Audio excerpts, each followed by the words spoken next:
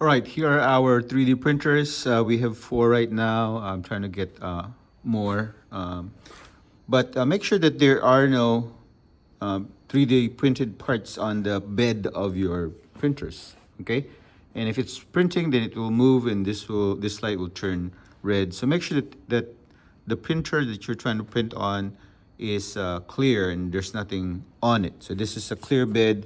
This is a clear bed, nothing's on it. So make sure that you do that.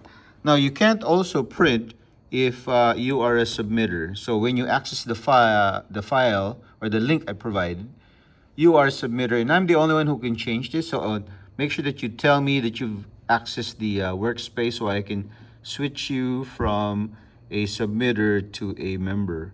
And once you're a member, then you're now ready to prepare your print. You can go to this symbol here and then find your group or your workspace. So click on your group, and then this is what you're supposed to be looking at, okay? Now, the first thing that you need to do when you're going to print is click this preparation button, print preparation, and then change this into the correct printer.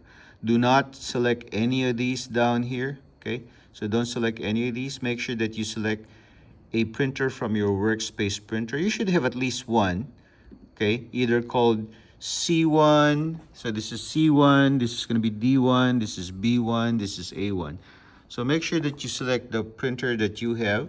And once you've selected that, then you're going to put in your STL file. So you're going to click this button, import file, and then you're going to go to your whatever folder you put it in. I put mine in the downloads folder, and it should import that, and you will see your file or your STL file put on this imaginary bed.